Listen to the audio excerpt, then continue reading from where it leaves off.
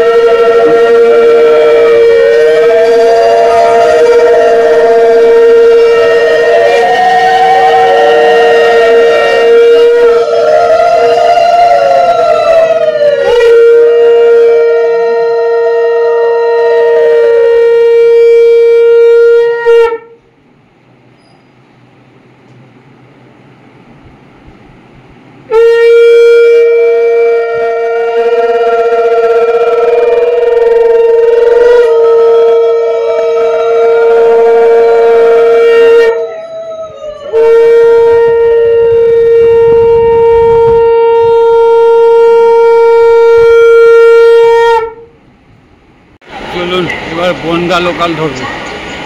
153 Bongaon local, নামবো বামনগাছি। এই হচ্ছে বনগা লোকাল দাঁড়িয়ে আছে। আর বনগা লোকাল মানেই প্রচুর ভিড়। চলুন যাওয়া যাক, একটা সিট পাই কিনা। চলুন বামনগাছি নেমে গেলাম। এবারে এখান থেকে যাব শ্রীরামকৃষ্ণ বিবেকানন্দ সেবা কেন্দ্রে, আজকের অনুষ্ঠান আপনাদেরকে তুলে ধরার জন্য।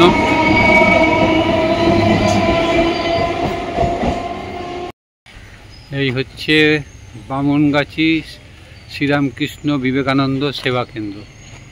আজকে এখানেই অনুষ্ঠান। আর আজকের অনুষ্ঠান নিয়ে আগেই বলেছি কে আসবে, কখন হবে, সবটাই। আর কিছুক্ষণের মধ্যেই শুরু হবে এই অনুষ্ঠান। চলুন আজকের অনুষ্ঠানে এসে গেছি, কিন্তু শুরু করার আগে প্রথমে একটা কথা বলি যে আজকে আমার 10,000 সাবস্ক্রাইবার পূর্ণ হলো। আমার মানে আপনাদের জন্যই হলো। প্রত্যেকটা মানুষ আমার পাশে এই 3 বছর ধরে আছেন। অল্প অল্প অল্প করে আজ আমাদের 10 বছর হয়ে গেল, এই 10,000 সাবস্ক্রাইবার হয়ে গেল। যারা আমার এতদিন ধরে পাশে আছেন তাদেরকে অনেক অনেক ধন্যবাদ। আপনারা ছাড়া আমি এক পাও এগোতে পারবো না। আর যারা এখনও আমাকে সাবস্ক্রাইব, লাইক, শেয়ার করেননি তাদেরকে বলবো অবশ্যই করুন। কারণ ঠাকুরমা স্বামীজির যত প্রোগ্রাম আছে এই চ্যানেলে আপনারা দেখতে পারবেন। এবং বারাসাত থেকে বনগা পর্যন্ত যে ভাবপ্রচার পরিষদ আছে 40টা, তাদের যত অনুষ্ঠান সব এখানেই আপনারা দেখতে পাবেন। তাই আমার সঙ্গে থাকুন, দেখতে থাকুন আজকের আরপিজি ব্লগ। রামকৃষ্ণ সারদা বিবেকানন্দ ভাবানুরাগী ভক্ত সম্মেলন। আর হচ্ছে এটা বামনগাছি শ্রীরামকৃষ্ণ বিবেকানন্দ সেবা কেন্দ্রে, বামনগাছি, উত্তর 24 পরগনা 1। আজকে তো এই অনুষ্ঠানটা আপনারা দেখতেই পাবেন। এছাড়াও আপনারা দেখতে পাবেন বামনগাছি শ্রীরামকৃষ্ণ বিবেকানন্দ সেবা কেন্দ্রে 12ই জানুয়ারির অনুষ্ঠান। যেটা স্বামী বিবেকানন্দের জন্মবার্ষিকী তথা জাতীয় যুব দিবস, যেখানে অনুষ্ঠান সূচির মধ্যে রয়েছে আপনার স্বামীজির ট্যাবলো যোগে স্বামীজির বাণী প্রচার, দুস্থ ব্যক্তিদের বস্ত্র কম্বল বিতরণ, দাঁতের চিকিৎসা। তাছাড়াও আছে শ্রীরামকৃষ্ণ মন্দির বামনগাছি। উপস্থিত থাকবেন স্বামী একব্রতানন্দজি মহারাজ, স্বামী প্রাণেশ্বরানন্দজি মহারাজ ও স্বামী আত্মনাথানন্দজি মহারাজ। আর এখানে দেখতে পাচ্ছেন 18ই জানুয়ারি আপনারা পাবেন ভগবান শ্রী শ্রী রামকৃষ্ণ পরমহংস দেবের জগজ্জননী শ্রী শ্রী সারদা দেবীর জন্মবার্ষিকী এবং সেবা কেন্দ্রের বাৎসরিক সাধারণ উৎসব, যেটা হচ্ছে বামনগাছি শ্রীরামকৃষ্ণ বিবেকানন্দ সেবা কেন্দ্রে হবে। 18ই জানুয়ারি থাকছে সারাদিনব্যাপী অনুষ্ঠান সূচি, হোম থাকবে, পুজো থাকবে। যা বিশেষ যেটা অনুষ্ঠান সেটা হচ্ছে স্বামী বলভদ্রানন্দজি মহারাজ থাকবেন, স্বামী দেবরাজানন্দজি মহারাজ থাকবেন, স্বামী দুর্গাত্মানন্দজি মহারাজ থাকবেন, স্বামী অঘরাত্মানন্দজি মহারাজ থাকবেন, স্বামী সর্ববিদ্যানন্দজি মহারাজ থাকবেন, স্বামী ঈশাব্রতানন্দজি মহারাজ থাকবেন, স্বামী শক্তিষ্ঠানন্দজি মহারাজ থাকবেন, আর ডক্টর সোমনাথ ভট্টাচার্য ও অধ্যাপক অরিজিৎ সরকার। তাহলে কে নেই ভাবুন, এইটা মিস করবেন না। অবশ্যই 18ই জানুয়ারি সবাই এখানে আসবেন।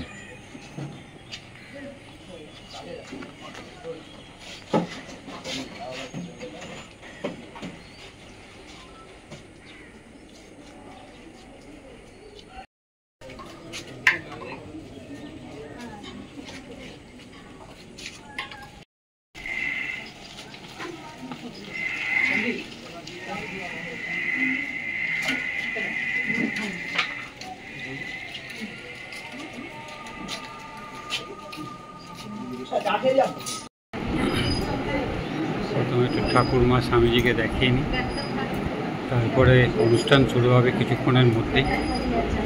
ঠাকুরমশাই এখানে এসে বসে গেছেন।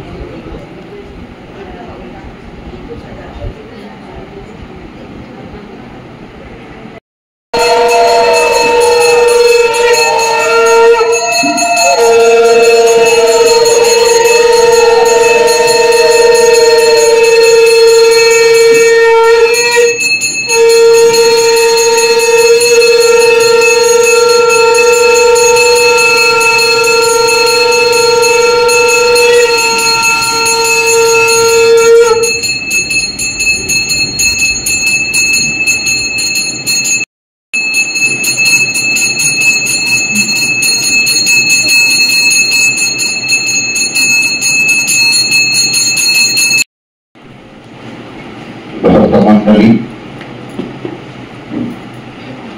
আজ বামনগাছি শ্রী রামকৃষ্ণ বিবেকানন্দ সেবা কেন্দ্রের উদ্যোগে সীমিত সময়ের একটি ভক্ত সম্মেলন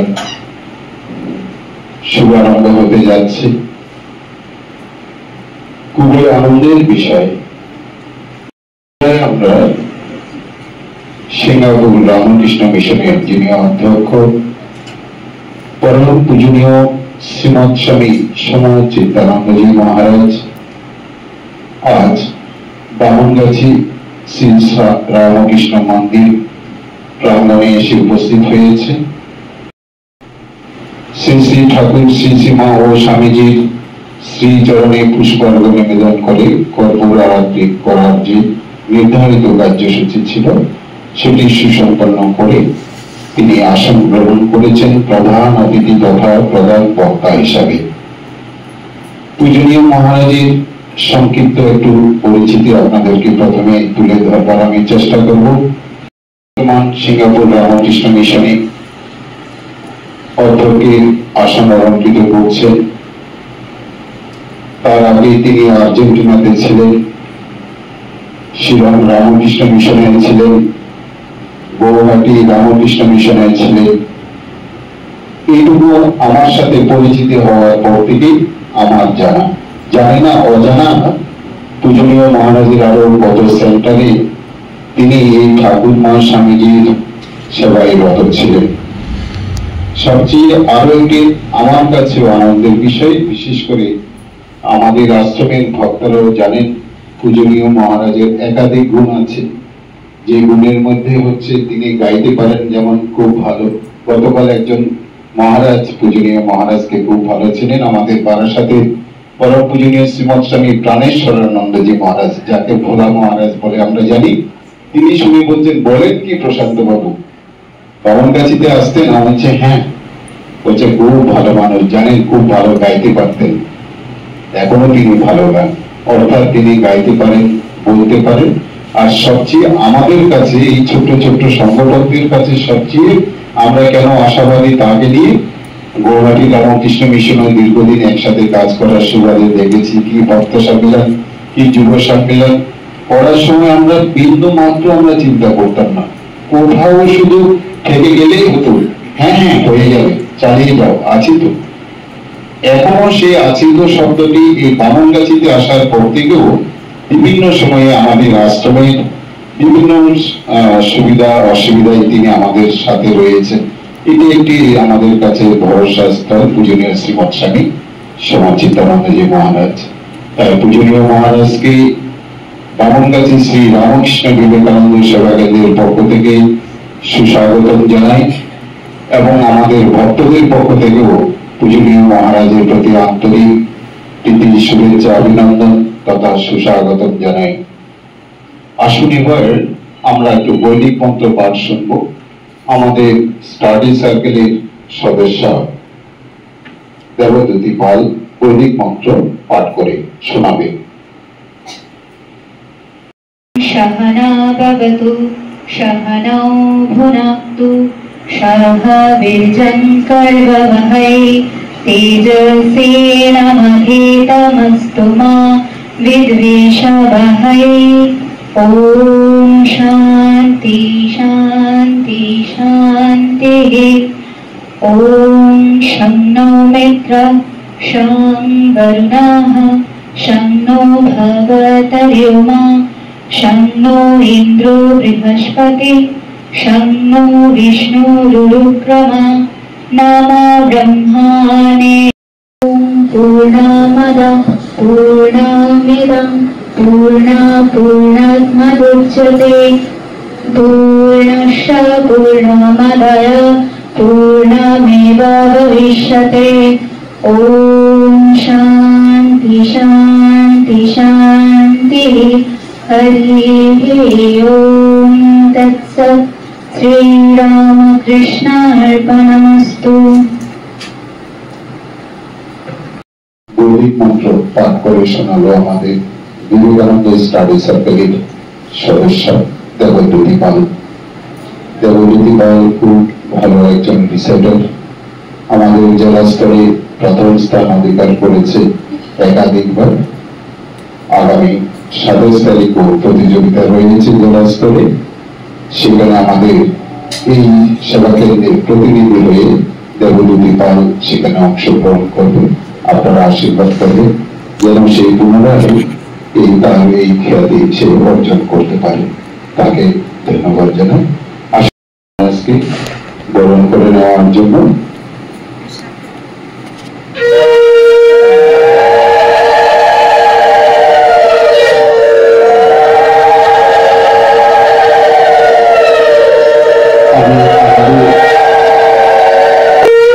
সভাপতি রঘুনাথ মন্ডল মহাশয়কে অনুরোধ করছি সেবা কেন্দ্রের একটি ব্যাচ পরম পূজনীয় শ্রীমৎ স্বামী সমাচিতানন্দজি মহারাজকে প্রদান করার জন্য এবং সাথে সাথে সেবা কেন্দ্রের কোষাধ্যক্ষ শ্রীযুক্ত জীবন কৃষ্ণ বিশ্বাস মহাশয়কে আমি অনুরোধ করছি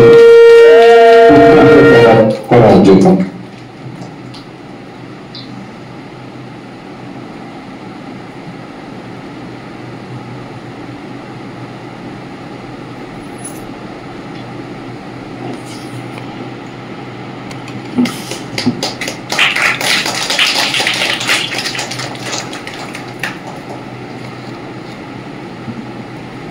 এবার আমাদের সেবা কেন্দ্রের একেবারে প্রবীণ সদস্য শ্রীমতী রানু দাস মহাশয়া পূজনীয় মহারাজের হাতে একটি ছোট উপহার দেওয়ার তার ইচ্ছা, সেটি তিনি প্রদান করছেন এবং আমাদের সেবা কেন্দ্রের আরো একজন সদস্য যারা বিশ্বাস সেটি পূজনীয় মহারাজকে সেবা কেন্দ্রের হয়ে তারা প্রদান করছেন।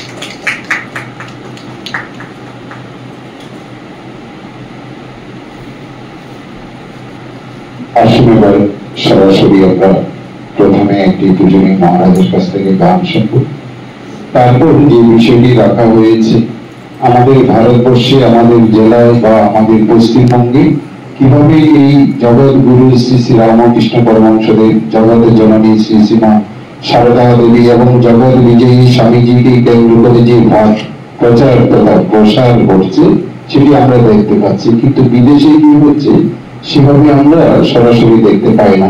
তাই পূজনীয় মহারাজদেরকে যখন আমরা কাছে পাই তখন বিদেশে কিভাবে ভাব প্রসার ঘটছে সেটি আমাদের শোনার সৌভাগ্য হয়।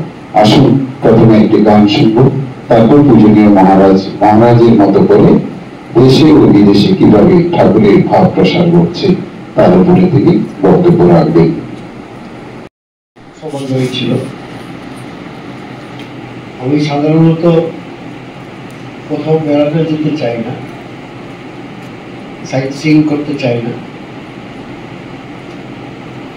স্বামীজি তার জীবনে কয়েকবার ইংল্যান্ডে গেছেন, আর সব মিলে উনি প্রায় 300 দিন লন্ডন আর তার আশেপাশে বাস করেছেন।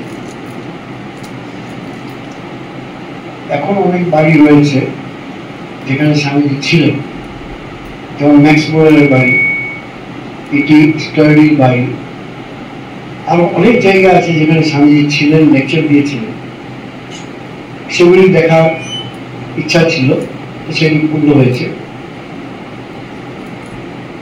স্বামীজি যখন দ্বিতীয়বার যান বিদেশে, তখন এক সময়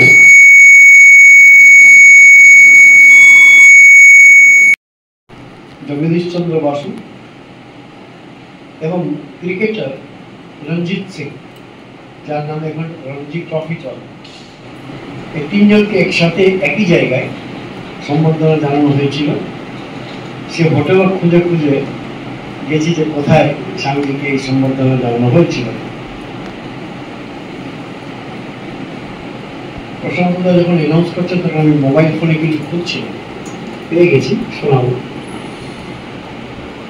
আপনারা অনেকেই হয়তো দেখে থাকবেন ওই ভিডিওগুলি, আগে শুনে নিন, তারপর তার সম্বন্ধে বলবেন।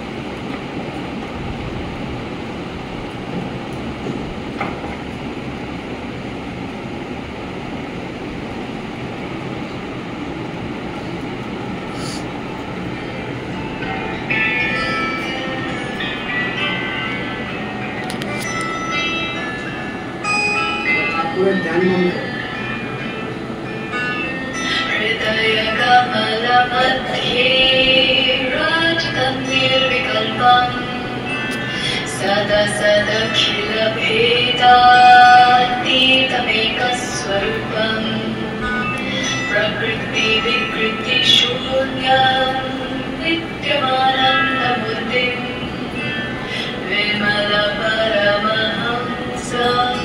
रामकृष्णं भजामः। विमलपरमहंसं विमलपरमहंसं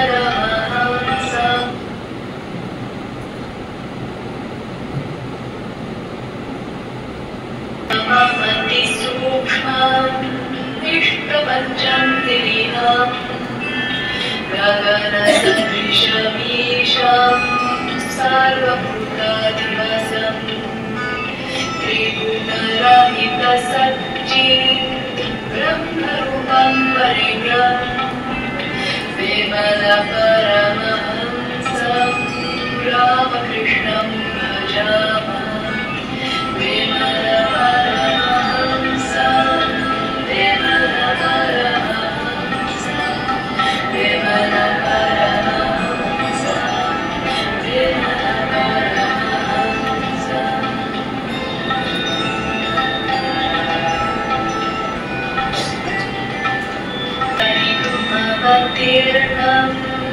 ज्ञानभक्तिं प्रशान्ति प्रणयगलितचित्तं जीवदुःखसहिष्णुं धृतसहजसमाधिं चिन्मयं कोमलाङ्गं विमलपरमहंसं रामकृष्णं भजामः।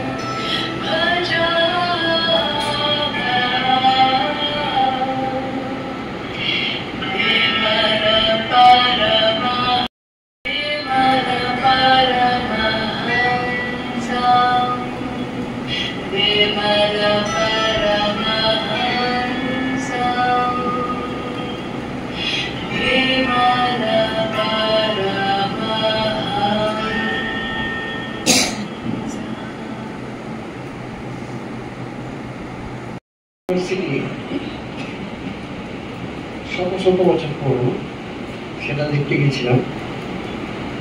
সেখানে গিয়ে আমার মনে পড়লো যে এই ভদ্রমহিলার কয়েকটা ভিডিও দেখেছি, তিনি অক্সফোর্ড ইউনিভার্সিটিতেই থাকেন। আমি ওনার ওয়েবসাইটে গিয়ে ওনাকে ইমেল পাঠালাম। এখন একজন মহিলাকে অপরিচিত একটা ইমেল হলে হয়তো দেখবেও না, শুনবেও না। আমি একটা আইডিয়া করলাম, এবং যেটি সাধুদের সাধারণভাবেই আমরা সেভাবেই কথা বলি বা মানি। আমি ওনাকে ইমেল করে লিখলাম ডিয়ার মাদার। এই ডিয়ার মাদার লেখাতেই উনি দুদিনের মধ্যে আমাকে ওনার মোবাইল নাম্বার পাঠালেন, আর আমি হোয়াটসঅ্যাপে কথা বলে ওনার সাথে দেখা করতে গেলাম। দেখতে পাবেন কিনা,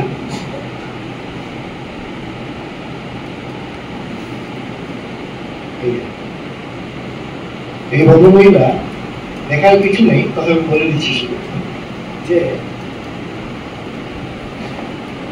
উনি একজন ব্রিটিশ, উনি একজন ইংলিশ ভদ্রমহিলা, কিন্তু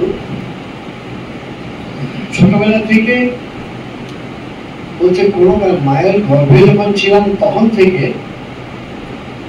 ওনার মায়ের একটু সংস্কৃত ভাষায় প্রীতি ছিল। তো মেয়েটার জন্ম হওয়ার 4 বছর বয়স থেকে সে সংস্কৃত ভালোবাসে, অথচ ব্রিটিশ ইংরেজ ভদ্রমহিলা। আজকে কয়েকটা ভিডিও যখন পোস্ট করে তখন লক্ষ লক্ষ লোক দেখে ওর ভিডিওটা। ইন্ডিয়াতে অনেকবার এসছে, আমি বলেছি যে আমি আপনাকে ডাকবো সিঙ্গাপুরে। অক্সফোর্ডের মতন জায়গায় তিনি অক্সফোর্ড হিন্দু সেন্টার খুলেছেন, অথচ খ্রিস্টান, অথচ ইংরেজ, কিন্তু ভারতবর্ষের সবকিছুই ভালোবাসে। ভারতবর্ষের খাওয়া দাওয়া, ড্রেস, সংস্কৃত ভাষা, বেদ, পুরাণ, উপনিষদ। আর আমি যখন দেখা করতে গেছি, কিন্তু বলছি কি জন্য, যে আপনার একটু মাথায় চিত্র একটা আসবে, যে একটু জীবনী বললেন প্রশান্তদা, যে বিদেশে আমাদের কিরকম কার্যকলাপ হয়।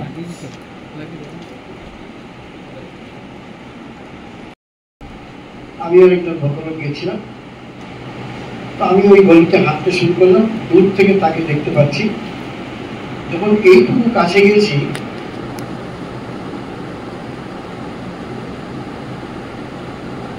হাসি মুখ করে সঙ্গে সঙ্গে ওই গলিতে দাঁড়িয়েই গাইতে শুরু করলেন, হৃদয় কমলবৎ দিয়ে রাজিতম নির্বিকল্পম সনসনকিল বেলা গীতমেক স্বরূপম। ঠাকুরের ভক্ত হয়তো নাও হতে পারে, দীক্ষিত নাও হতে পারে, ঠাকুরের অজস্র ভক্ত আছে যারা আমরা যাদের ভক্ত বলি সে শ্রেণীতে তারা পড়ে না, কিন্তু আমাদের যে ঢের বেশি কাজ করছে তারা ঠাকুরের কাজ। এই বছরখানিক আগে উনি আমাদের মার্কণ্ডেয় পুরাণ থেকে একটি মদালসা স্তোত্র পাঠ করেছেন। মদালসা আমাদের বৈদিক যুগে একটি বিরাট রাজ্যের রানী ছিল, কিন্তু মদালসা জ্ঞানী ছিল। মদালসার 4টি সন্তান হয়।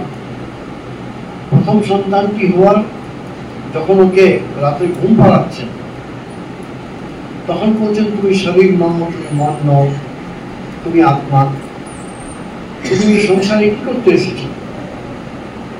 তুমি এই স্বপ্নবৎ সংসারকে ত্যাগ করে তুমি তোমার মূল আসল সঞ্চয় করে যাও। এবং ছেলেটি বড় হয়ে সন্ন্যাসী হয়ে গেল। দ্বিতীয় সন্তান একই রকম মায়ের কাছ থেকে শুনে সন্ন্যাসী হয়ে গেল।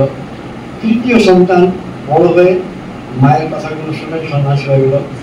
তখন তার বাবা মানে রাজা বলছে, তোমার সব সন্তানই যদি এরকম চলে যেত আমার রাজ্যটা দেখবে কি? তখন তিনি বলছেন, ঠিক আছে, একে আমি আরো বেশি শিক্ষা দেব। এবং তাকে ওই আত্মজ্ঞানের শিক্ষা দেওয়ার পরে বলছে যে আমি তোমাকে যেমন আত্মজ্ঞানের কথা বললাম, আমাদের যাওয়ার পরে এই কথাগুলো কে বলবে? তুমি বলবে, তাই তুমি রাজা হও, এবং বৈদিক শাস্ত্র, বৈদিক সত্য, বৈদিক ধারণাগুলি প্রচার করবে। আমি ওনাকে যখন এই ভদ্রমহিলাকে দেখলাম প্রথমে, গ্যাব্রিয়েলা কর্নেল, আমি বললাম মাদ্রাসা স্তোত্র আমাদের ভারতবর্ষে এত বিখ্যাত ছিল না যত আপনি ওই স্তোত্রটাকে বিখ্যাত করলেন। একজন বিদেশি, আর বিশেষ করে ওকে আমি প্রশান্ত তাহলে পাঠিয়ে দেবো যে সংস্কৃত প্রনাউন্সিয়েশন, সংস্কৃত উচ্চারণ কাকে বলে, এ হলো সংস্কৃত উচ্চারণ। ঠিক আছে, তোমারটা খুব ভালো হয়েছে, আর একটু ভালো হতে পারে। এরা বিদেশি, হিন্দুও নয়, ভারতীয় নয়, কিন্তু ভালোবেসে সংস্কৃত শিখেছে, সংস্কৃত ভাষায় মাস্টার্স করেছে, এখন ইন্ডিয়ান ক্লাসিক্যাল মিউজিক শিখছে। আমি প্রায় 45 মিনিট কথা বলেছি ওনার সাথে। তা আমাকে বলছে যে আপনি আমাকে কয়েকটা গান পাঠান না। ঠিক আছে, পাঠাবো। তো কয়েকটি প্রথমে লিরিক্স পাঠাবো, তারপরে বিয়ে। আমি তো অত বেশি ভালো গাই না ওর মতো, কিন্তু ভদ্রমহিলা খুব ভালো গানও করে। যাই হোক, তো বিদেশে দুরকম ভক্ত আছে। একটা হচ্ছে আমাদেরই লোক, যারা এখান থেকে লন্ডনে গেছে, চাকরি করছে, তারা সব আসে। তারা এইরকম ভক্ত, ঠিক আপনারা যেমন এখানে এসছেন, ওরাও তেমন আমাদের আশ্রমে যায়। আরেকটা গ্রুপ আছে যারা হিন্দু নয়, যারা ভারতীয় নয়, ভারতে আসেনি কোনোদিন, কিন্তু ভারতবর্ষের সবকিছু ভালোবাসে। এই আকর্ষণটা কোথায় থেকে হচ্ছে? এই আকর্ষণ তাদের হয় কি করে? শুধু আমাদের শাস্ত্রগুলি পড়ে, ঠাকুরমা স্বামীজির কথা পড়ে, বা মনীষীদের কথাগুলো পড়ে এরা আকর্ষিত হয়। কিন্তু এই আকর্ষণের জন্য তারা ভারতবর্ষের আধ্যাত্মিক ভাবকে নেয়। এই মতো যেমন শুনলেন যে আমি আর্জেন্টিনায় ছিলাম 2 বছর। আমি এবার গিয়েছিলাম সেই বৃদ্ধা ভদ্রমহিলাকে দেখতে। শরীর খারাপ, অ্যাপয়েন্টমেন্ট পাইনি। আমি শেষ পর্যন্ত ওনার বাড়ির নিচে দোকান সবটাতে গেছি, কিন্তু দেখতে পাইনি। ওই ভদ্রমহিলাকে ভারতবর্ষ পদ্মশ্রী দিয়েছে। স্প্যানিশ ভদ্রমহিলা, প্রায় 90 বছর বয়স। উনি যেটি কাজ করেছেন না, অনুবাদের কাজ, সমস্ত উপনিষদ অনুবাদ করেছেন, রামায়ণ মহাভারত অনুবাদ করেছেন। মহাভারতেরই 1 লক্ষ শ্লোক আছে। ভাগবত অনুবাদ করেছেন, পুরাণগুলি অনুবাদ করেছেন। আর্জেন্টিনায় বসে তার এমন কি প্রীতি হয়েছে যে তার নিজের গোটা জীবনটা বিয়ে থাকা করেননি, শুধু ভারতের হিন্দু শাস্ত্রগুলি স্প্যানিশ ভাষায় অনুবাদ করছেন বসে বসে, আর প্রকাশিত করছেন। আজকে আপনি ভারতে একটি গ্রন্থ বলুন, ভদ্রমহিলার অনুবাদ পাওয়া যাবে। তাই ভারতবর্ষ তাকে রেকগনাইজ করলো আর পদ্মশ্রী দিল। এরকম স্বামীজির আমল থেকে বিদেশিরা ঠাকুরের ভাব নাই। এখন আমি সিঙ্গাপুরে আছি, 25 বছর হয়ে গেল, প্রায় 2001-এ গেছি, আজকে 2025।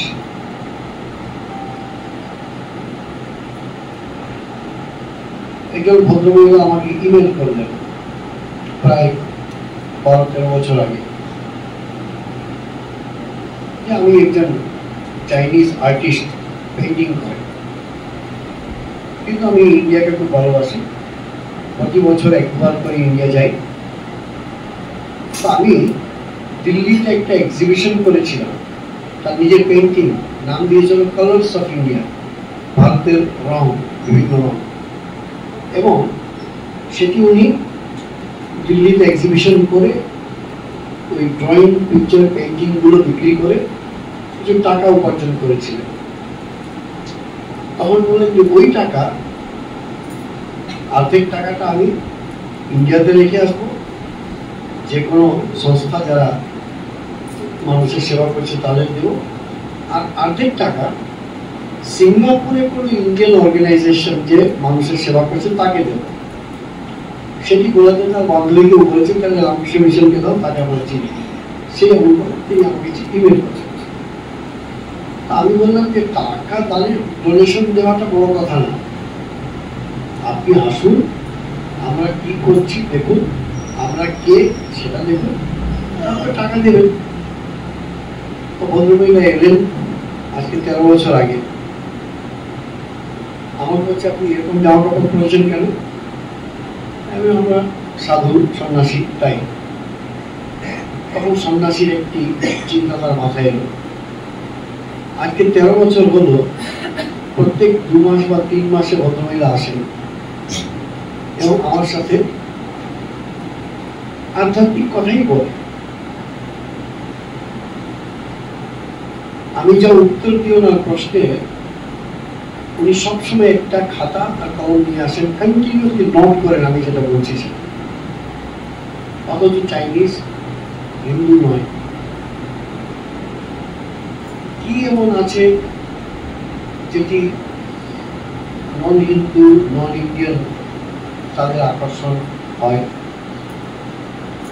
আমরা জন্মেছি এই দেশে, আমরা জন্মেছি এমন পরিবারে যারা হিন্দু, তো আমাদের কাছে কোনো বিশেষ গুরুত্ব আমরা দিই না, তারা দেয়। তারা গীতা পড়ে, তারা অন্যান্য শাস্ত্র পড়ে, আজকাল তো অনলাইন সাধুরা বলছে সেগুলো শোনে। তো এই যে আধ্যাত্মিক ভাবটা, সেটি হচ্ছে প্রধান কারণ, সেটি ওরা পায় না। একজন ভদ্রমহিলা এখন কলকাতাতেই থাকেন, কিন্তু উনি বাই বার্থ উনি জাপানিজ, জাপানে, এবং জাপানিজ মানে ইন্ডিয়া থেকে গেছেন সেরকম না, জাপানিজ জন্ম, জাপানিজ ফ্যামিলি। আজ থেকে প্রায় 30-35 বছর হয়ে গেল নিশ্চয়ই।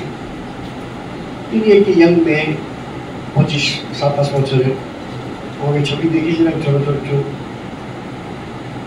বলছে আমি পড়েছিলাম যে ইন্ডিয়াতে যোগা শেখায়, আমি যোগা শিখতে যাব।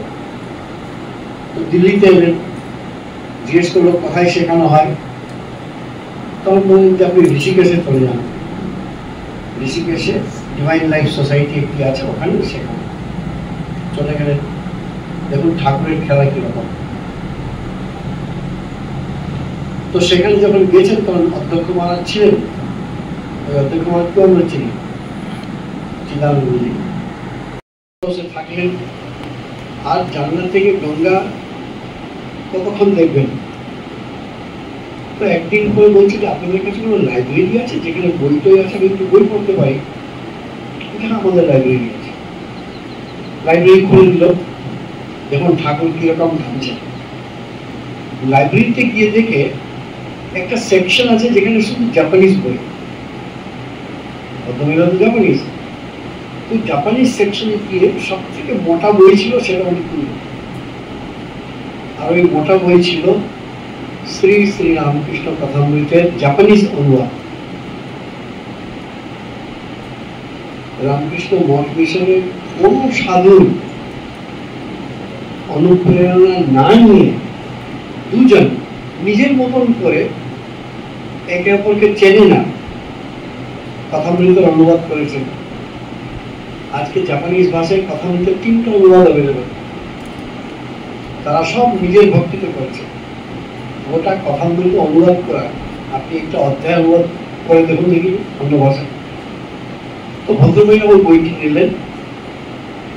এখন যেটি বলতে যাচ্ছি সেটি ভদ্রমহিলা নিজে আমাকে বলেছে। বলছে মহারাজ আমি তো বইটা খুললাম, খুলে দিকে একজনের ছবি, বসে আছে, দাঁড়িয়ে আছে, আর মুখে হালকা হাসি আছে।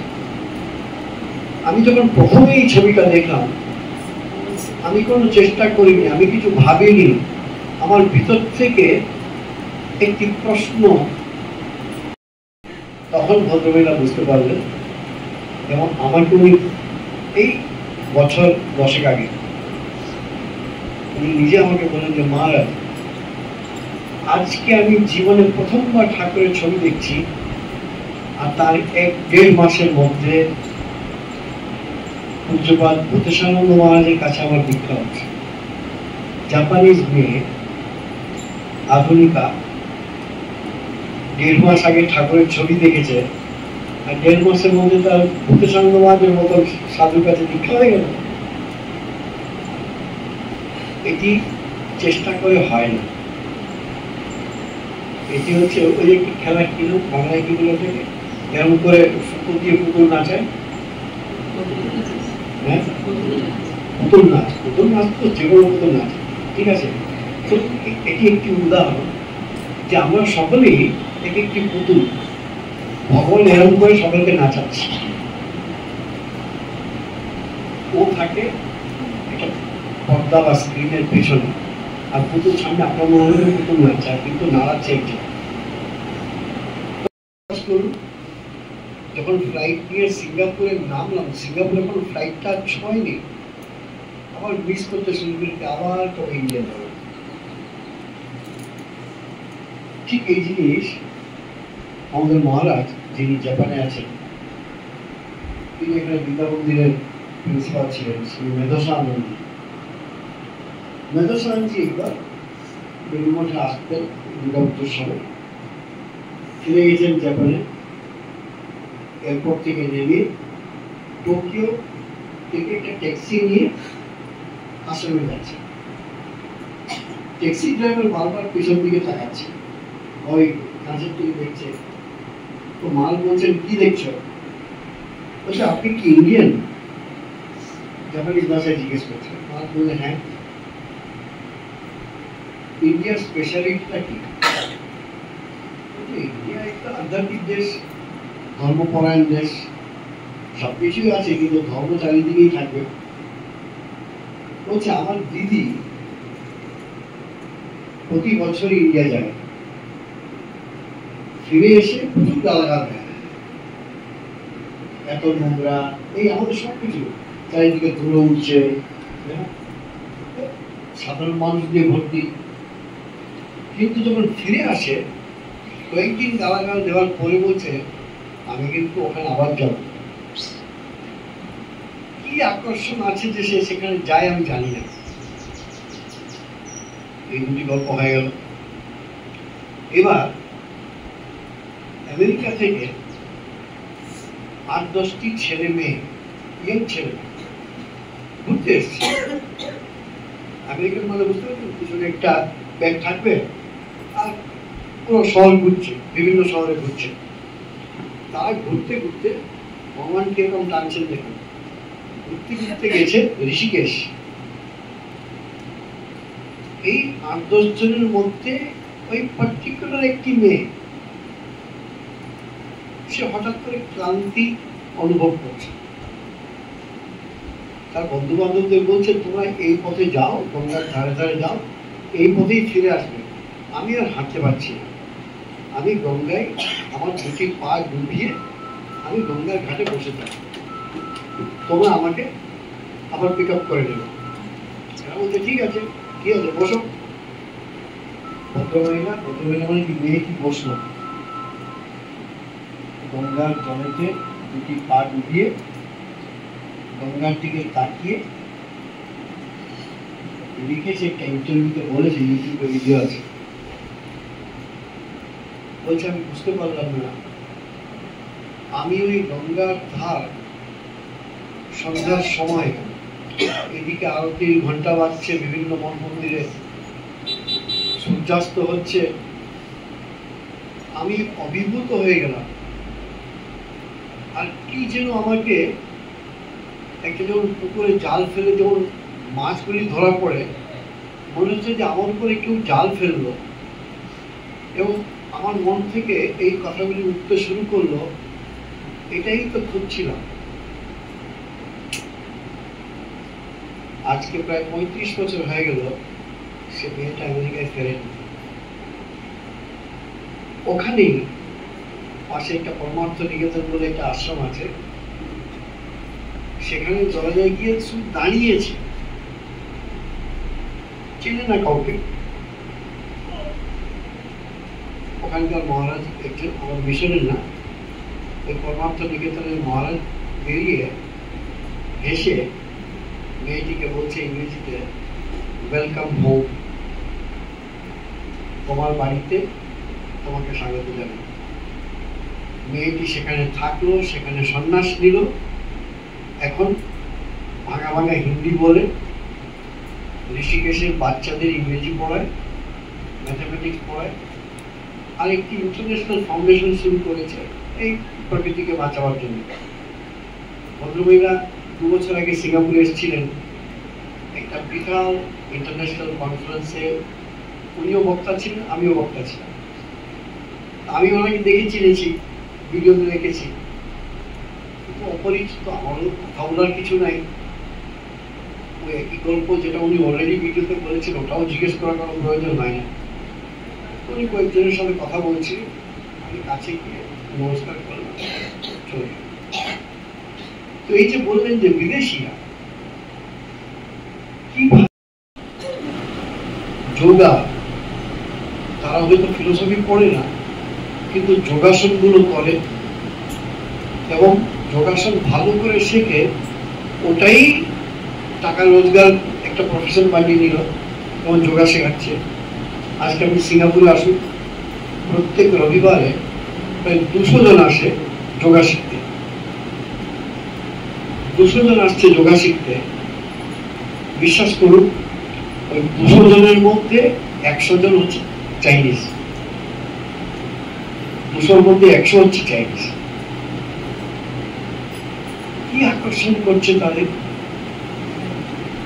এই এই এদের মধ্যেই আমরা ভক্তও পাই, ডোনেশনও পাই, মেম্বার্সও পাই, ভলেন্টিয়ারও পাই। আরেকটি কথা বলছি, আমি যাদের সংস্পর্শে এসেছি,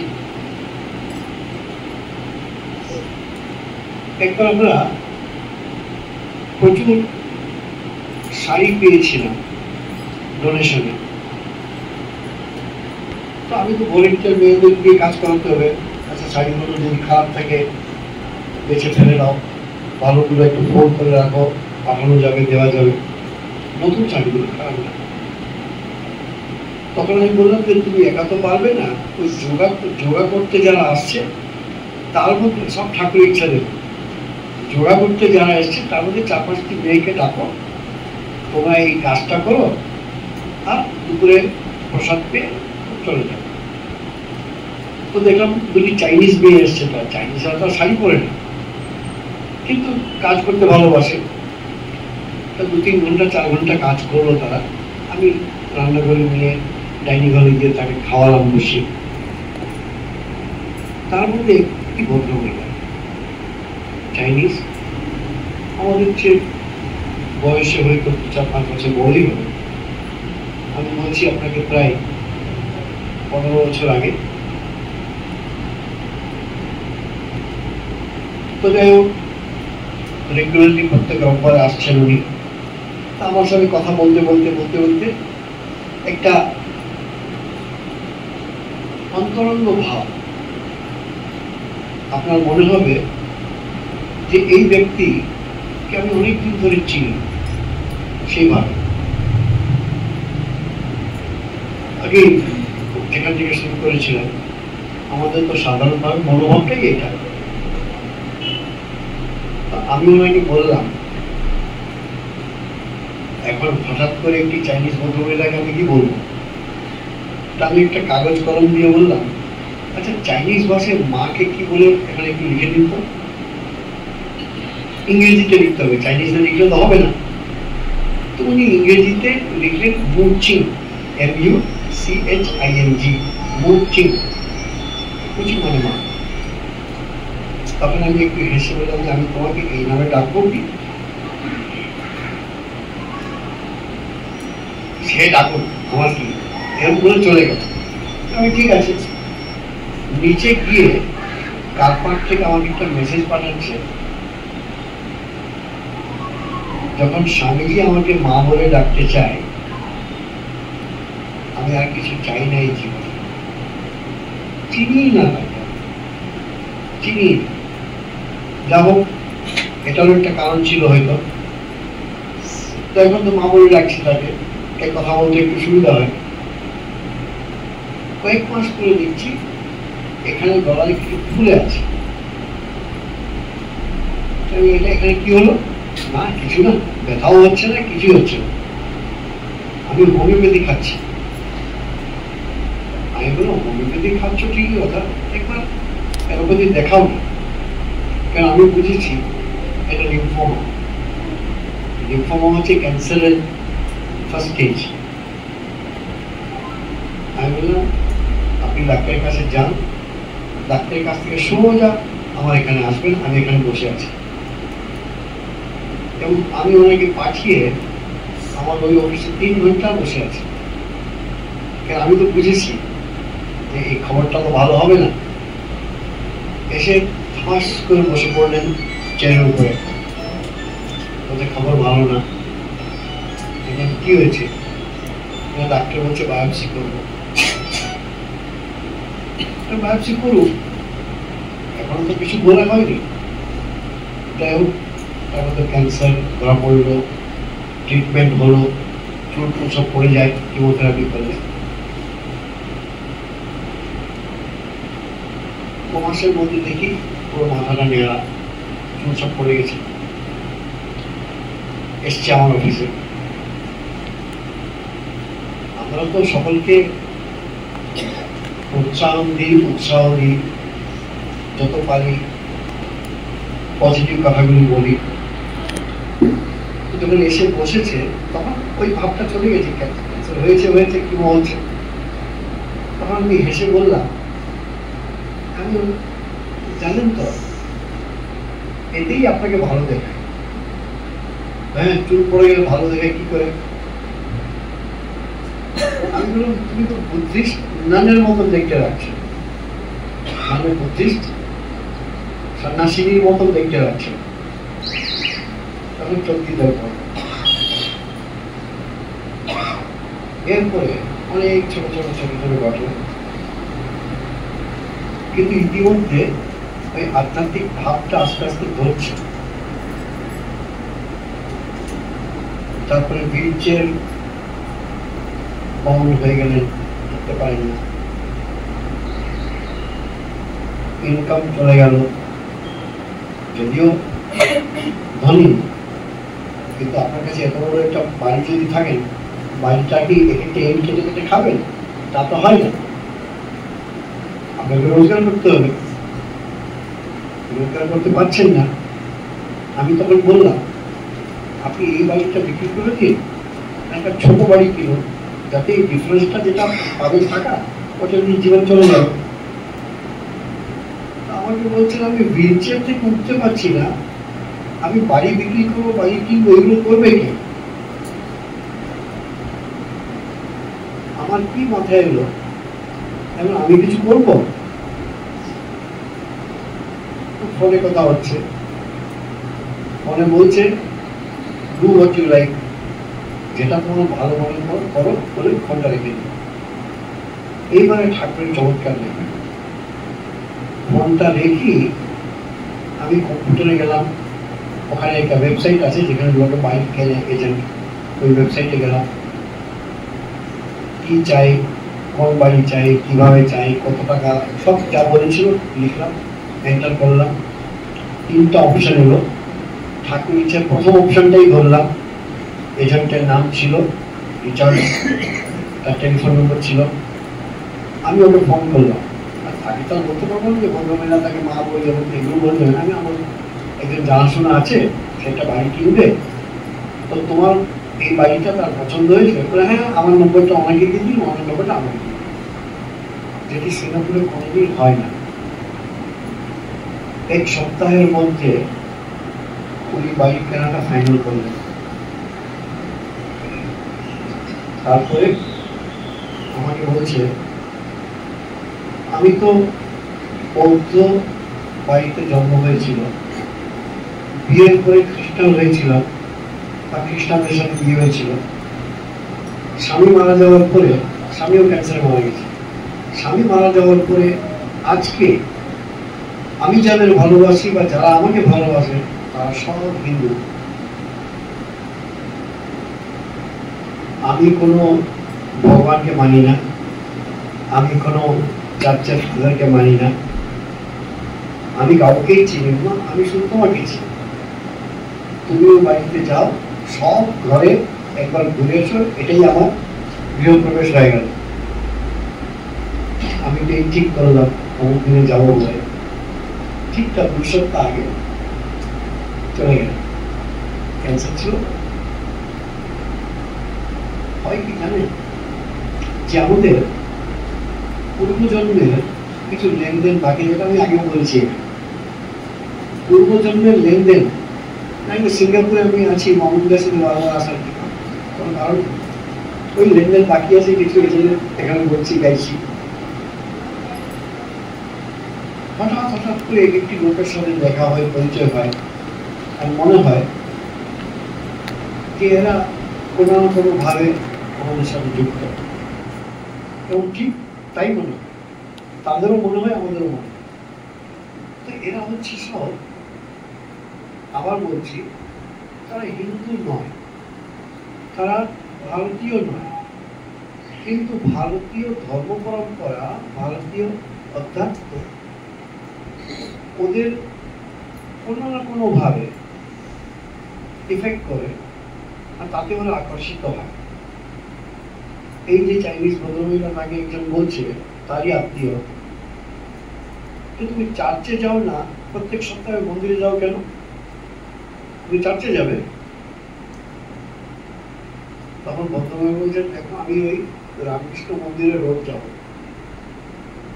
যদি তারপরে সময় পাই আরেকটা কৃষ্ণ মন্দিরে যোগা শেখাই, সেখানে যাব, তারপরে যদি আমার মনে হয় তাহলে আমি চার্চে যাব। চার্চে না যাওয়ার তো কোনো কারণ নেই, কিন্তু এখানে ওদের মনে হয় যে আমি ঠিক নিজের জায়গায় এসেছি। এটা প্রচুর আমি দেখেছি, ইংরেজ বলুন, আমেরিকান বলুন, চাইনিজ বলুন। রিসেন্টলি এই মাস 2 আগে আমি সন্ধ্যা আরতি করিডোরে নামলাম, দেখলাম চাইনিজ মেয়ে দাঁড়িয়ে আছে, অথচ ড্রেস পরে আছে আমাদের হিন্দু মেয়েদের মতো, আর খুব হাসছে। আমি বললাম যে তোমার নাম কি, হোয়াটস ইওর নেম? আমাকে তো কালী।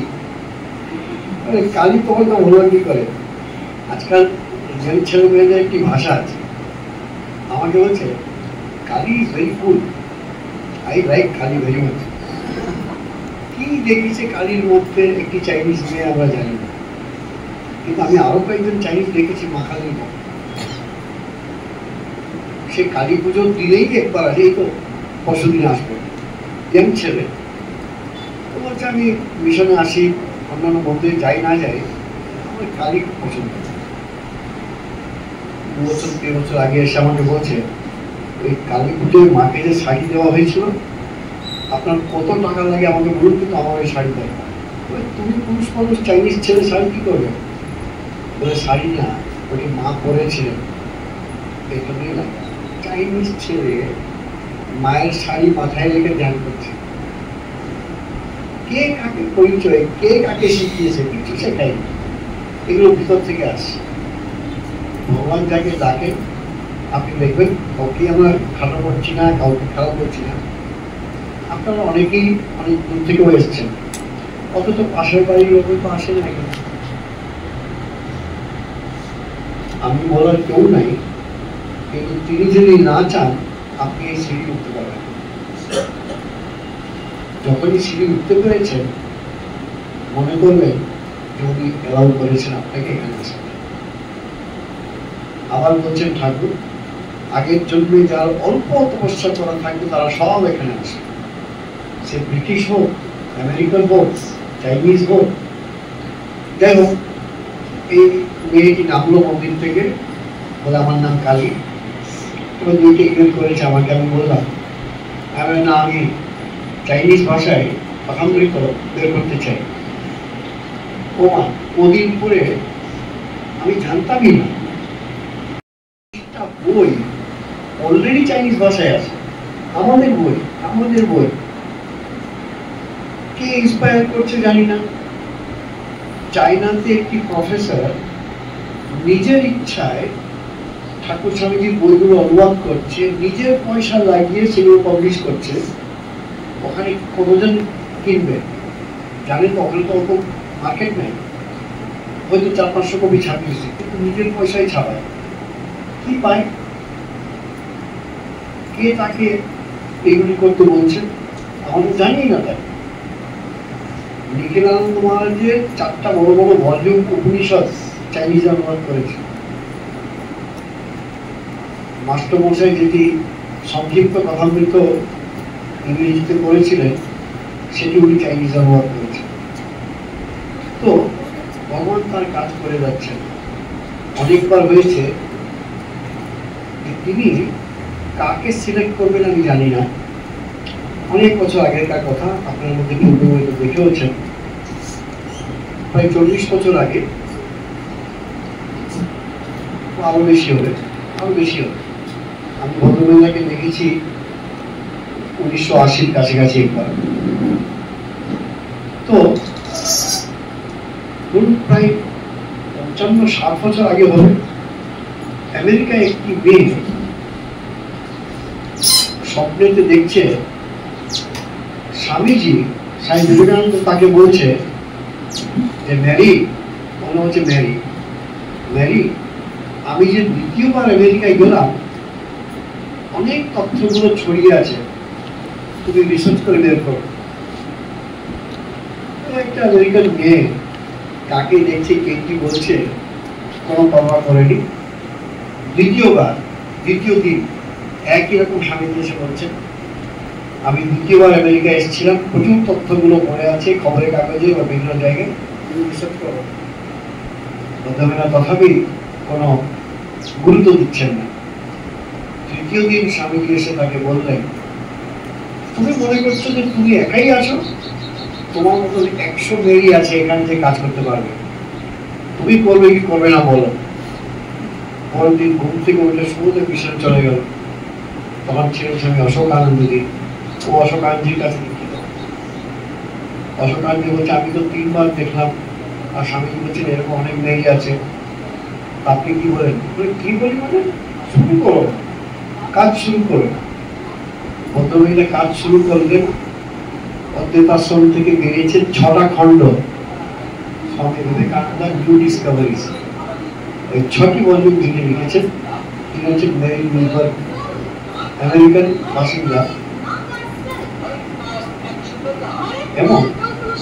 এবং সময় মানে কিভাবে দিচ্ছেন। আমি একবার এসে আমাদের বলছে, এই ভদ্রমহিলাকে আমি বুঝি না। সকালবেলা ব্রেকফাস্ট দিলাম, লাঞ্চের সময় সে ব্রেকফাস্টটা নিয়ে এলাম, লাঞ্চ দিয়ে এলাম। ডিনারের সময় ডিনারটা দিয়ে লাঞ্চটা অ্যাজ ইট ইজ ফিরিয়ে নিয়ে গেলাম। রাত্রের ডিনারটা হয়তো একটু বললো। তখন বলছে যে মা আপনি খাচ্ছেন না, তো আপনি বাঁচবেন কি করে?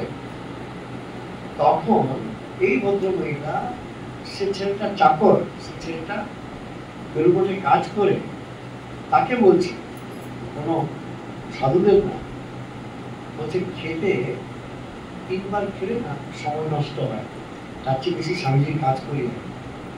হয়েছে আমেরিকান মেয়ে। এবং বছর পর বছর রিসার্চ করার পরে 6 খণ্ড লিখলো। এই মোটামোটা 6 খণ্ড স্বামী বিবেকানন্দ নিউ ডিসকভারিজ। তো এরা সব হচ্ছে বিদেশি। এদের মধ্যে কেউ ভারতীয় নয়, এদের মধ্যে কেউ হিন্দু নয়। আরো অনেক আছে। এগুলো তো আমি যাকে দেখেছি, চিনেছি, কথা বলেছি, তারা আরো অনেক আছে। যারা সাধু হয়েছে তারা তো আছেই, বিদেশি যারা সাধু হয়েছে। আমার অভিজ্ঞতা যতটুকু আছে, আর্জেন্টিনার তো ঘটনাগুলো আগে বলেছি, আর একবার বলবো না। কিন্তু এই যে আপনাদের মধ্যে অনেকেই অন্য ভগবতে রামকৃষ্ণের লেখেন, খাতাগুলো আমাকে জমা দিচ্ছেন। এই আর্জেন্টিনার ভদ্রমহিলা অন্তত নাই করে 4 থেকে 5 লাখ বার লিখেছেন। জন্মে খ্রিস্টান, আর্জেন্টিনিয়ান, কিন্তু ঠাকুরকে ভালোবাসে। আমি একবার যখন ছিলাম 2 বছর সেখানে, 2017 ঠাকুরের তিথি পুজো, প্রায় 40-45 জন ভক্ত একত্রিত হয়েছে, আর তারা কীর্তন গাইছে। কি কীর্তন গাইছে? আমাদের ওখানকার বড় মহারাজ এই ছড়াগুলি লিখেন, একই কথাগুলি বিভিন্নভাবে সাজিয়ে লিখেন, আর তার মধ্যে কয়েকটি ভক্ত আছে তারা ওটাকে সুর দিয়ে সব গায়। তো মহারাজ সেদিন বলছেন যে আজকের মন্ত্রটা হলো যে আজকের ছড়াতে যেটা তোমরা গাইবে, ভালোবাসায় বলে নামাবলী, আজকের যে নামাবলী গাইবেন এটা হচ্ছে ওম রামকৃষ্ণ, শুধু ওম রামকৃষ্ণ, আর কিছুই না।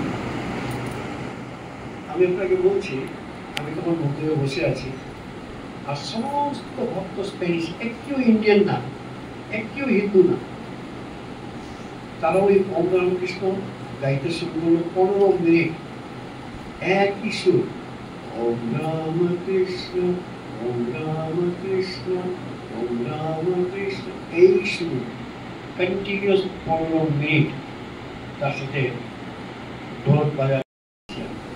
এত সুন্দর পরিবেশ সৃষ্টি হয়েছে, অথচ সব কটা খ্রিস্টান, একটাও হিন্দু, কিন্তু সব ঠাকুরের মন্দিরে বসে ঠাকুরের গান করছে। এরা আমাদের কাছে আসে কেন?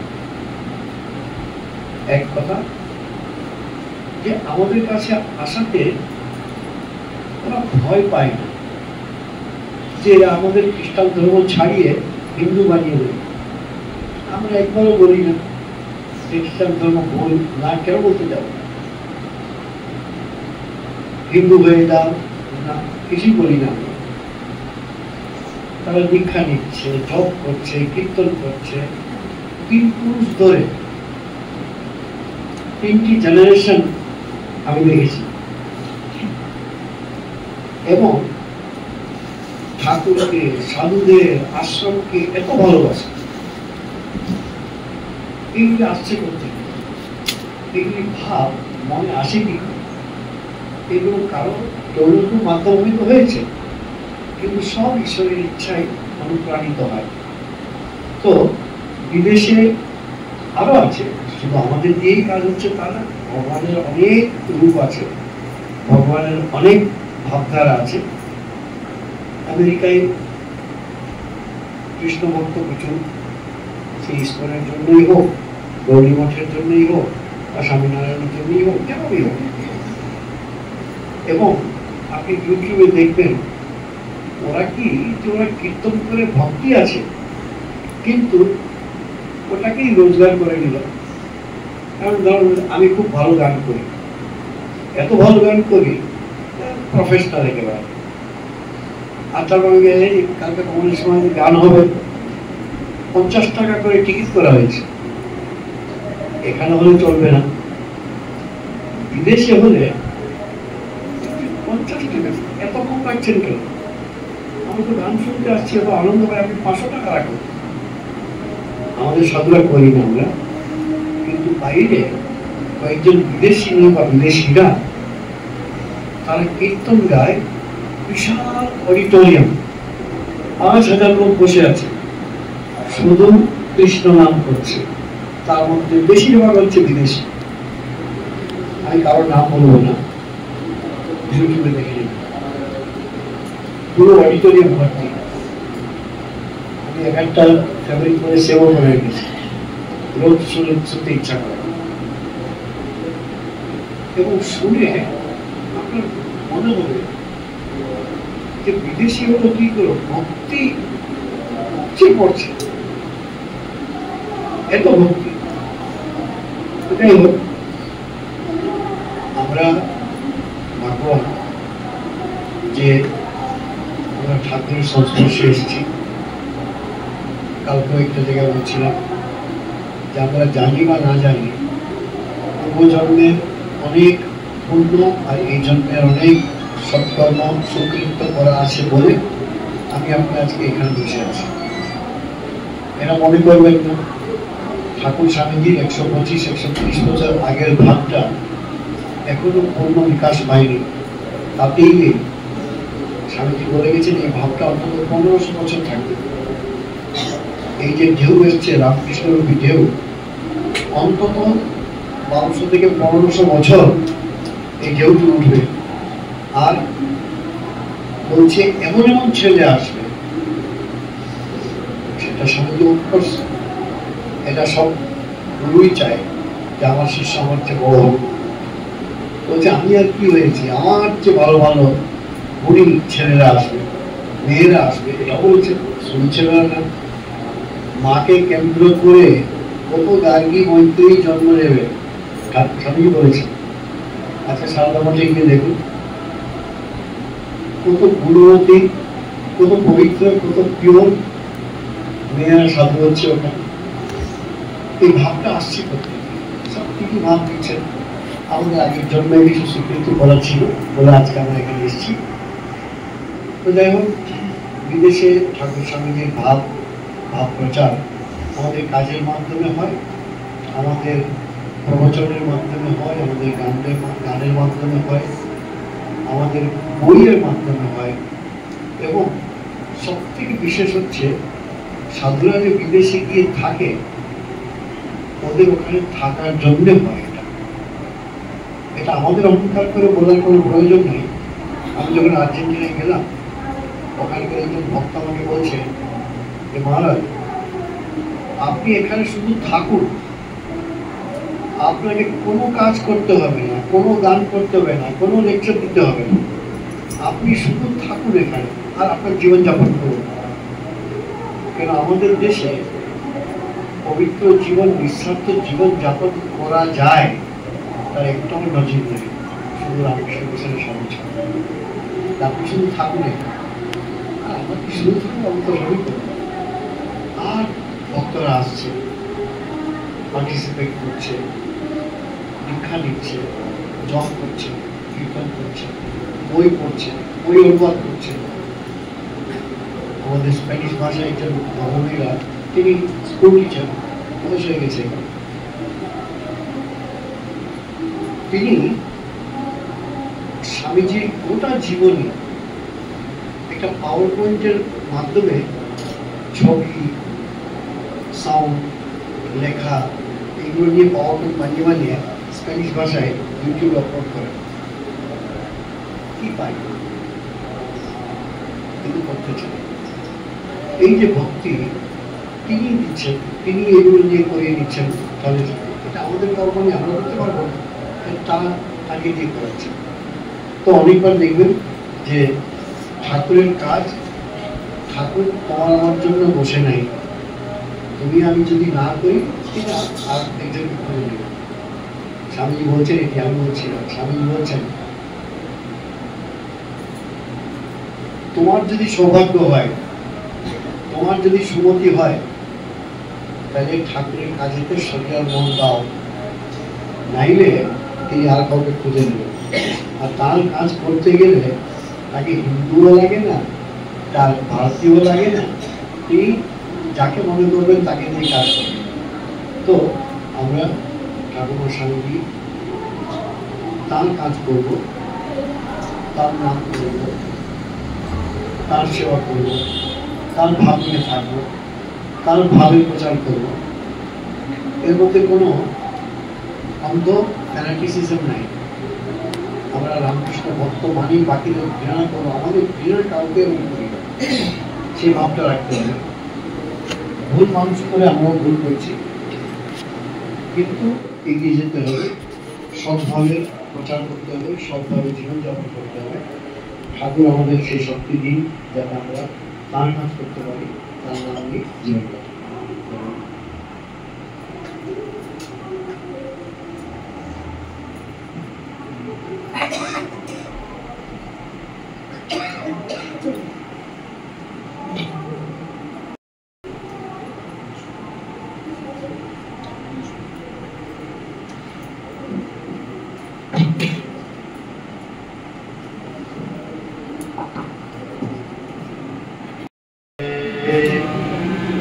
থাকো তুমি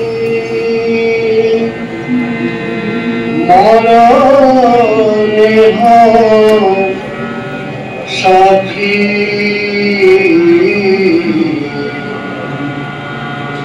তোমার হাতের বাঁশি করে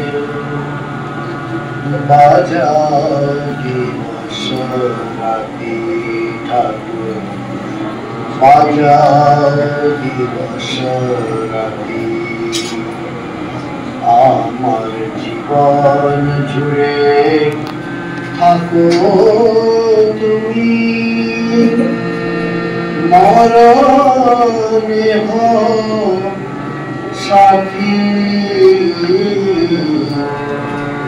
তোমার হাতের বাঁশি করে বাজাবি বসরাতি ঠাকুর বাজাবি বসরাতি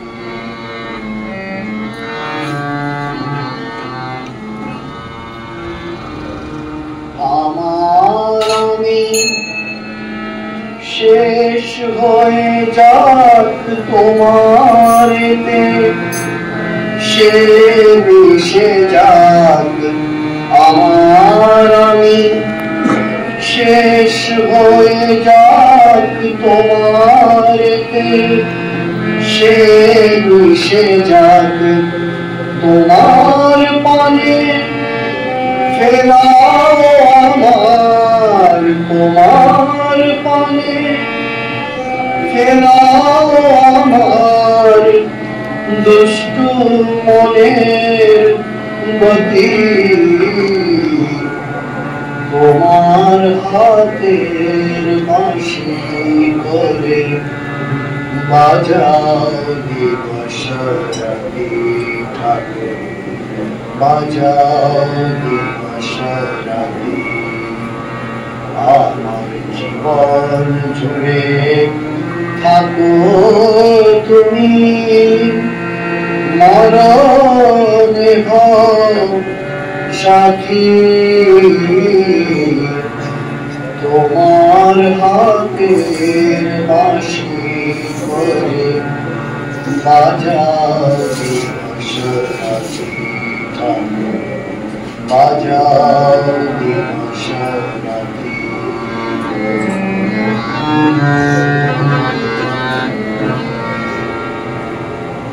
চিত্ত আমার নিত্য যেন তোমার ঘরে থাকে ঠাকুর চিত্ত আমার নিত্য যেন তোমার ঘরে থাকে মন যেন আর দেয় না সারা সররি ডাকে এ দেহ যায় তোমার সেবায় মন প্রাণ যেন তোমাকে চায় এ দেহ যায় তোমার সেবায় মন প্রাণ যেন তোমাকে চায় অন্তিমে রাম কৃষ্ণ নামে অন্তিমে রাম কৃষ্ণ নামে থাকে যেন মতি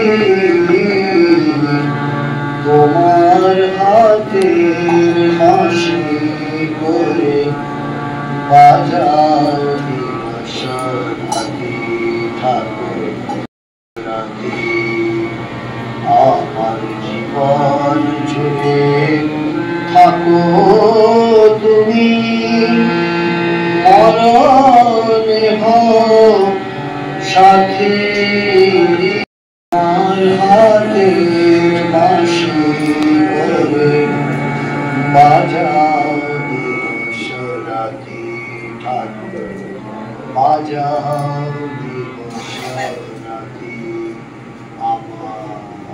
হাজার দিবস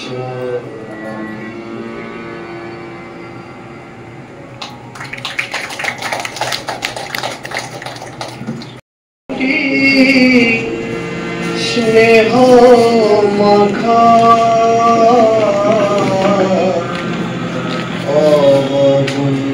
অবগুণ্ঠনে ঢাকা অবগুণ্ঠনে ঢাকা রূপ ঢেকে তুমি কে গো অপরূপা অবগুণ্ঠনে ঢাকা মা অবগুণ্ঠনে ঢাকা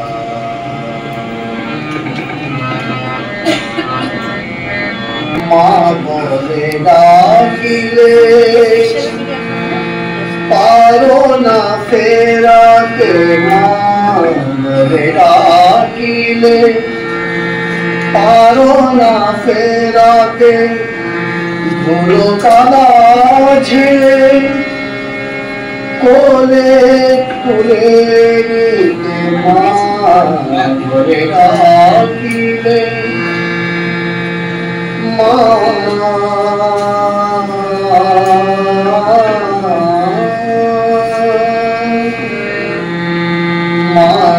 ধরে রাখিলে পারো না ফেরাতে ধুলো কাদা ঝেড়ে কোলে তুলে নিতে কে আছে এমন জুড়াইতে রেখা না ডাকিতে দেয় দেখা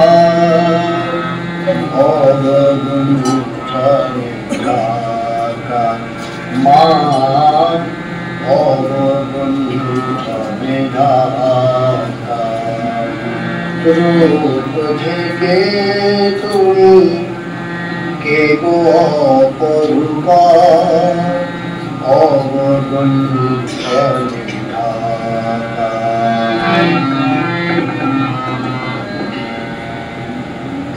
কভু রাধা কভু সীতা সতী হয়ে শীতল করেছ ভূমি শারদা জ্ঞানদা এই যুগে মাগ তোমার তুলনা তুমি কভু রাধা কভু সীতা সতী হয়ে শীতল করেছ তুমি শারদা জ্ঞানদা এই যুগে মাগ তোমার তুলনা তুমি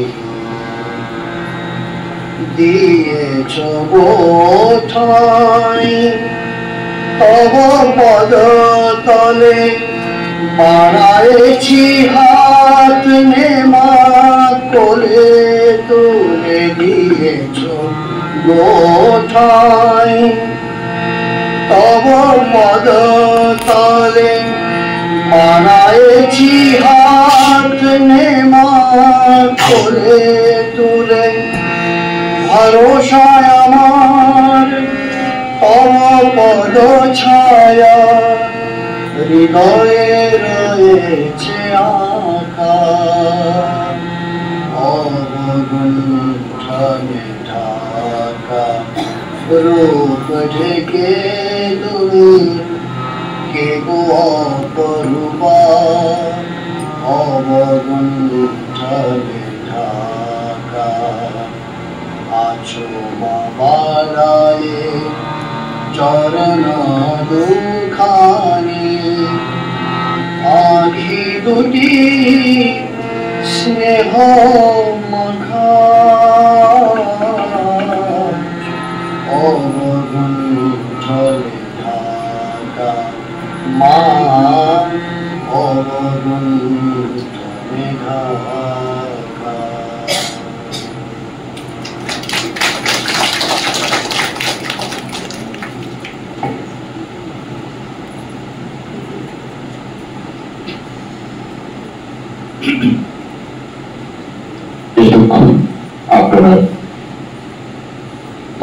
পূজনীয় শ্রীমৎ স্বামী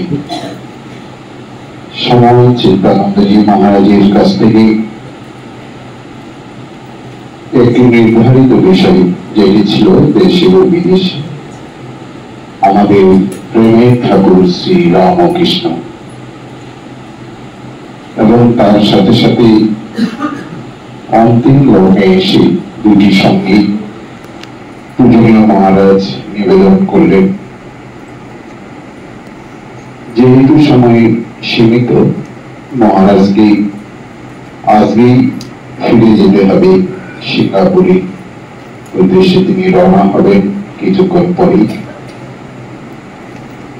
যেটি সবচেয়ে আমাদের আনন্দের বিষয় হয়ে ওঠে, ভারতবর্ষে যখন তিনি পদার্পণ করেন বা পুণ্যভূমি বেলুড় মঠে যখন বিশেষ কোনো কার্যসূচিতে অংশগ্রহণ করতে আসেন, তখনই এই বামনগাছিতে, আমাদের এই বামনগাছি শ্রী রামকৃষ্ণ বিবেকানন্দ সেবা কেন্দ্রের আহ্বানে তিনি এসে থাকেন, আমাদেরকে ধন্য করেন, ভক্তদের আনন্দ প্রদান করেন। পূজনীয় মহারাজকে এই শুভ সন্ধ্যায় একটি অনুরোধ রাখি। পূজনীয় মহারাজ বলেছেন,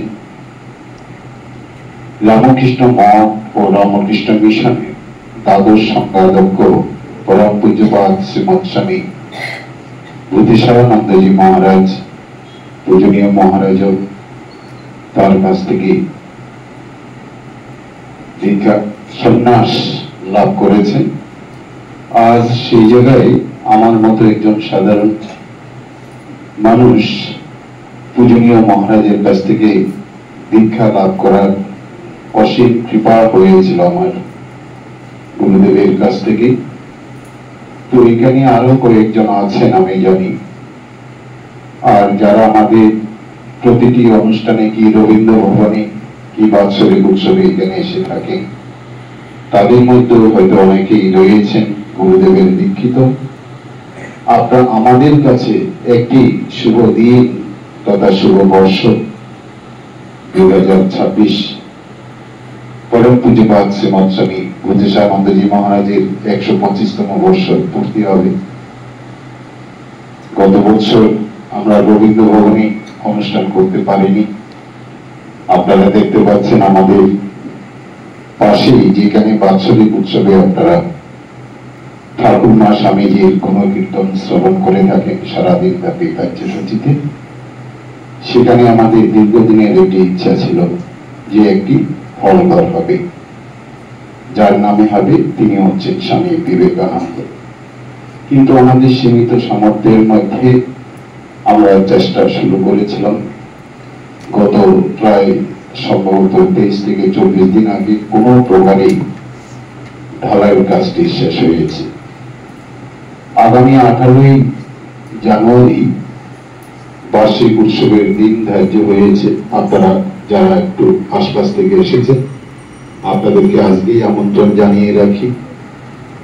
যে সমস্ত পূজনীয় মহারাজেরা সেদিন উপস্থিত থাকবেন, তাদের নামও আমি এই সুযোগে আপনাদেরকে জানিয়ে রাখি। পরম পূজনীয় শ্রীমৎ স্বামী বলভদ্রানন্দজি মহারাজ, পরম পূজনীয় শ্রীমৎ স্বামী দেবরাজানন্দজি মহারাজ, পরম পূজনীয় শ্রীমৎ স্বামী ঈশ্বরপ্রতানন্দজি মহারাজ, পরম পূজনীয় শ্রীমৎ স্বামী দুর্গাত্মানন্দজি মহারাজ, পরম পূজনীয় শ্রীমৎ স্বামী অগরাত্মানন্দজি মহারাজ, পরম পূজনীয় শ্রীমৎ স্বামী শক্তিস্থানন্দজি মহারাজ এবং পরম পূজনীয় শ্রীমৎ স্বামী সর্ববিধানন্দজি মহারাজ, যিনি কাশন্তীয় সম্মানীয় সম্পাদক।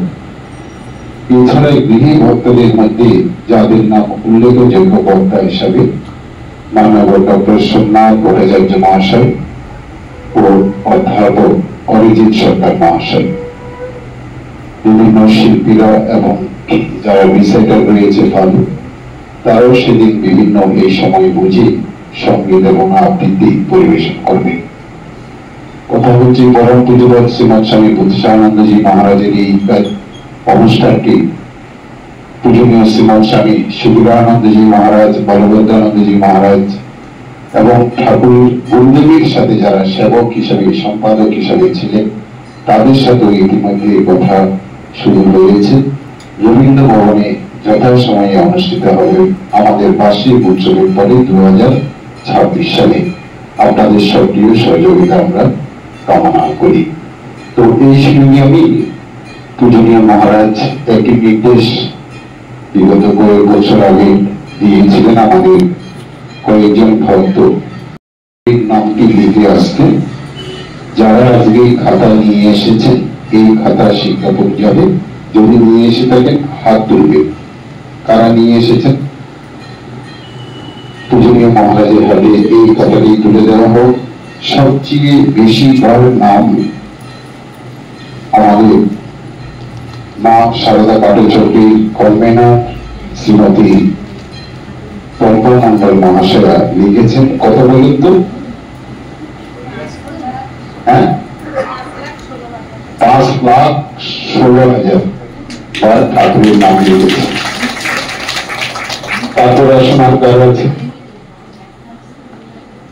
আপনাদের মধ্যে অনেকেই হয়তো জানেন না, এই কাজটি এই মন্ত্র লেখা ভগবতে রামকৃষ্ণায় আমি শুরু করেছিলাম 2017 সালে আর্জেন্টিনা থেকে। আমরা 90 লাখ হয়ে গেছে, আরো 10 লক্ষ বাকি। 1 কোটি করার আমাদের সংকল্প ছিল, হয়ে যাবে ঠাকুরের কৃপায়। এবং সিঙ্গাপুর আশ্রমে একটি নতুন প্রকল্প, একটি বাড়ি তৈরি হবে। তো এই বাড়ির ভিত্তি স্থাপনের সময় ওই 1 কোটি মন্ত্র তার উপরে বাড়িটি দাঁড়াবে। এবং তো সেটির কাজ এখনো শুরু হয়নি, কিন্তু সেটি নিয়ে আলোচনা, আর্কিটেক্টের সাথে ডিজাইন এইসব কথাবার্তা শুরু হয়ে গেছে। তো অনেকেই আমাকে প্রশ্ন করে, যেগুলো লেখার পরে আপনি করবেনটা কি? একটা ইংরেজিতে কথা আছে, প্রাইস ইজ ইন প্রসেস। এই মন্ত্র লিখে আপনার যা পাওয়ার ছিল আপনি অলরেডি পেয়ে গেছেন, নতুন করে পাওয়ার কিছু নেই। আমাকে অনেকেই বলেছে যে আপনি আমার আগে বলেননি কেন, ঘন্টার পর ঘন্টা লিখে যাচ্ছে। বলছি লিখে আমাদের কি আনন্দ, যে আমার প্র্যাকটিক্যালি একটা অভ্যাস হয়ে গেছে, সময় পেলেই লিখি। দিনে অন্তত 1 ঘন্টা, 1.5 ঘন্টা, 2 ঘন্টা তো লেখা হয়, কিন্তু এটা অনেকেই লিখে। এটা ঠাকুরের নাম জপ করার মতন একটা, কিন্তু ইষ্ট মন্ত্রের সাথে এটাকে ভুল করবেন না। এই মন্ত্রটি স্বামীজি দেওয়া, স্বামীজি দিয়েছেন এই মন্ত্র, ওম নমো ভগবতে রামকৃষ্ণায়। তো এটি ইউনিভার্সাল মন্ত্র, বিশ্বজনীন মন্ত্র, যে কেউ জপ করতে পারে। আমরা এটা লিখি, এটা কাসুন্দি আশ্রমের মন্দিরের উপরেও লেখা আছে ওম নমো ভগবতে রামকৃষ্ণায়। এটা কিছু না, সকলেই জানে। তো এটি বিভিন্ন সাধনা, আমাদের ধ্যান যোগ করি, তেমন এটিও একটা। যারা করছেন ধন্যবাদ, আরো সকলেই করবেন। মহারাজ কত আপনার লেখা? 1.5 লাখের কাছাকাছি। পরবর্তীতে আসবেন আর কে কে লিখেছেন? পুষ্পিতা পাল আছে সঙ্গে। তাড়াতাড়ি করতে হবে একটু। যারা লিখেছেন এগিয়ে আসুন, একটু অপেক্ষা করুন। পুষ্পিতা পাল নাম লেখা আছে তো? হ্যাঁ, তোমার কত হয়েছে? বেশি হয়নি, তবে 3টে খাতা এর মধ্যে জমা করেছে।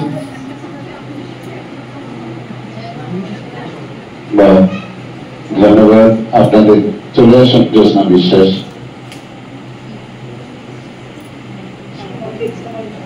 শম্পা কোথায়? ও কোথায়? হ্যাঁ,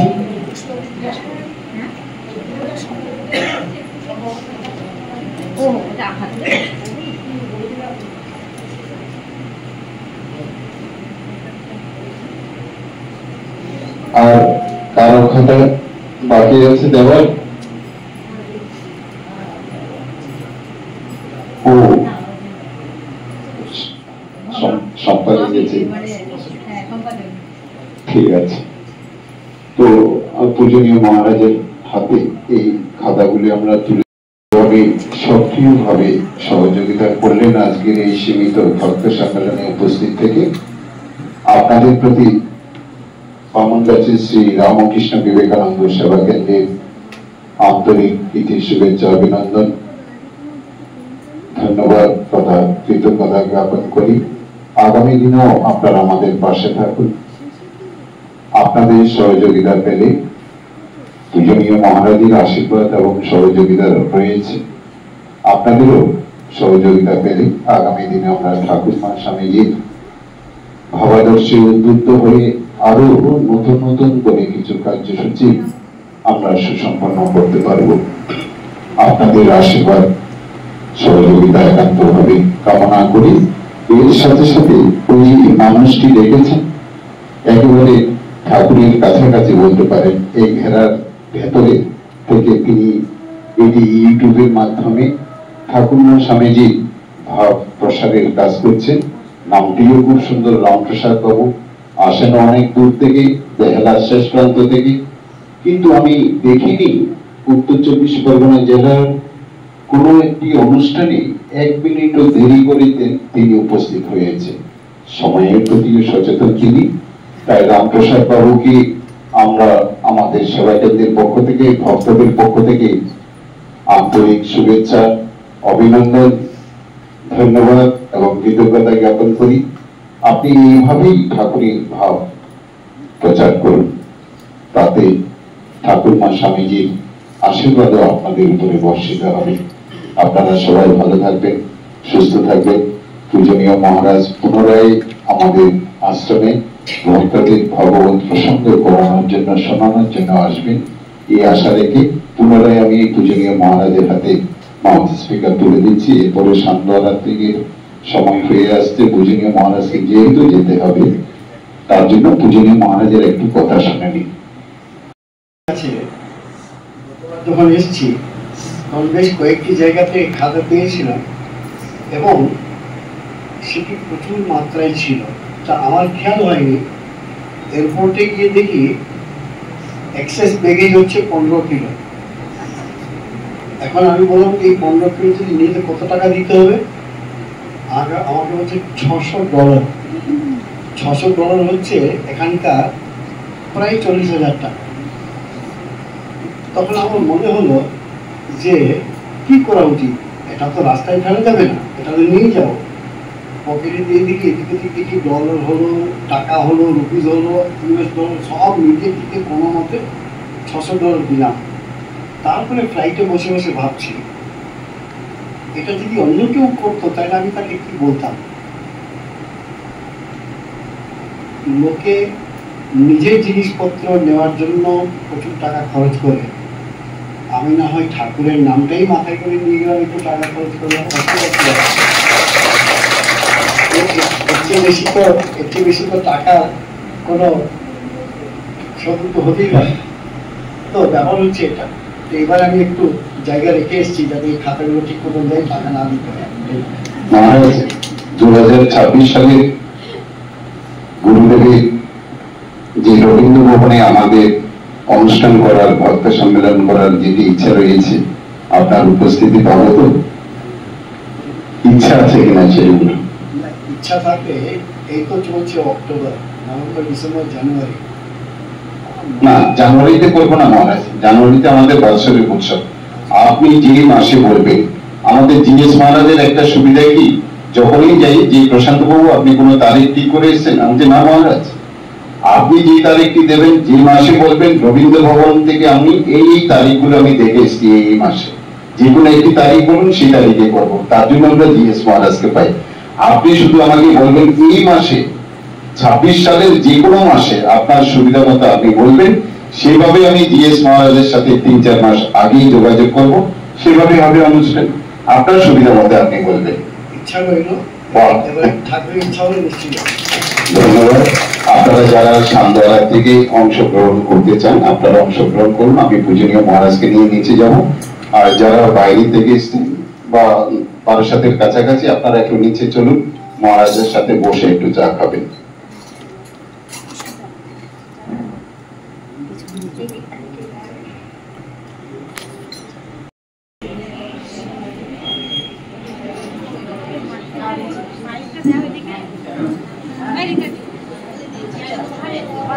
America. দিদি বইটা দিদি কালো মতন ছোট্ট